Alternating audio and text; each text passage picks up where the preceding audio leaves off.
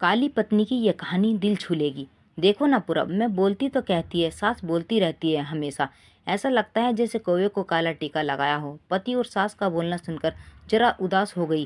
वो काली नहीं थी, कृष्ण वृण्य और रानी नाम नैनक से अच्छी थी, पर पति और सास कलर को लेकर रानी को हमेशा ताना मारते थे। क्या करेगा वो भी।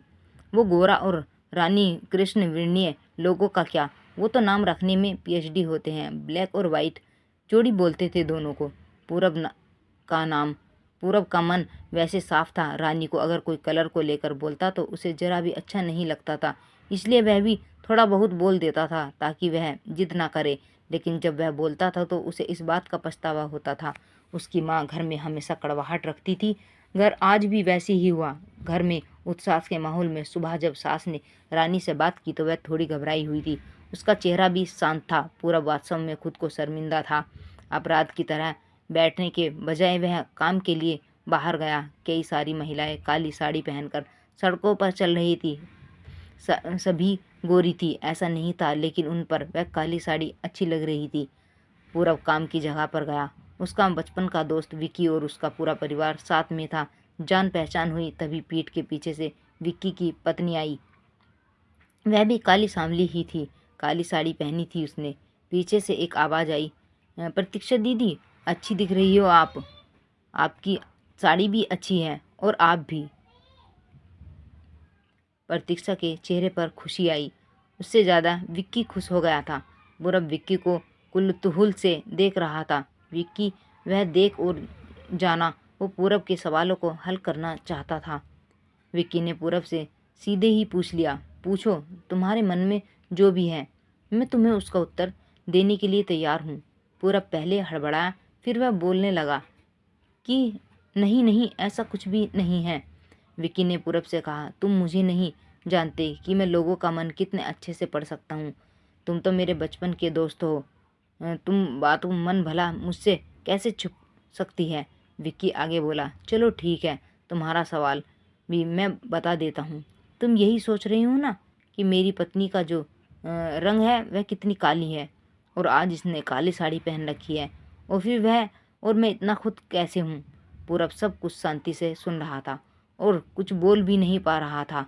विकी बोला, काला रंग ऐसा रंग है जिसे दुनिया का कोई भी रंग मिला दे वह कभी नहीं बदलता, यानी कि किसी के रंग की वह आखिर अस्तित्व कभी नहीं छोड़ता।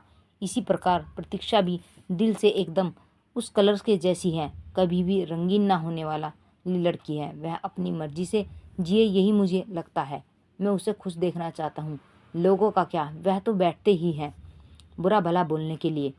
गोरी औरत रही तो छिपकली बोलते हैं, काली होती है तो चूहा या कौवा बोलते हैं, क्या क्या नहीं बोलने लगते।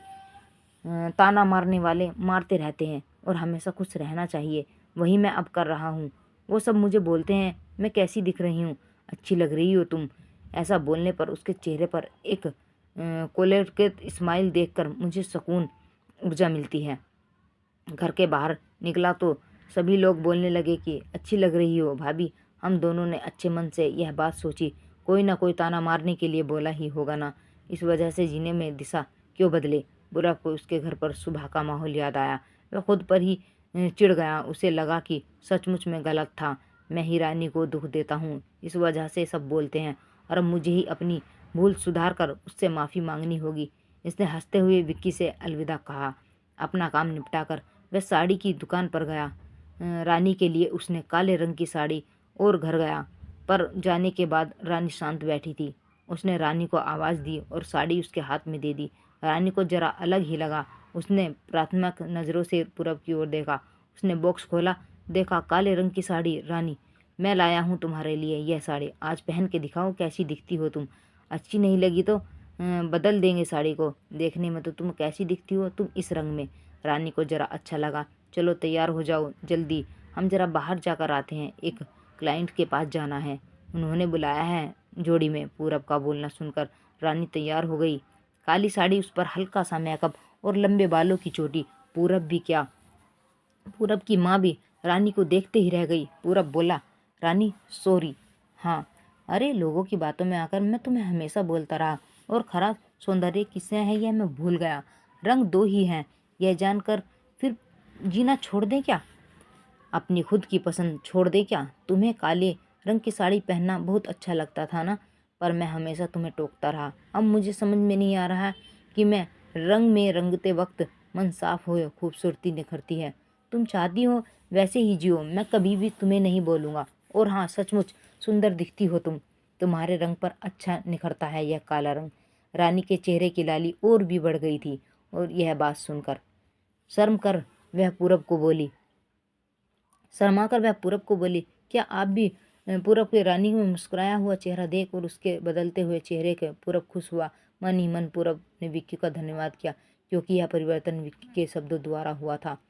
खूबसूरत दिखने के लिए खूबसूरत दिखना जरूरी नहीं है, बल्कि खूबसूरत सोचना होना जरूरी है। इंसान का अगर मन सुंदर हो तो कोई फर्क नहीं पड़ता और वह रंग किस रंग का हो। Thanks for watching.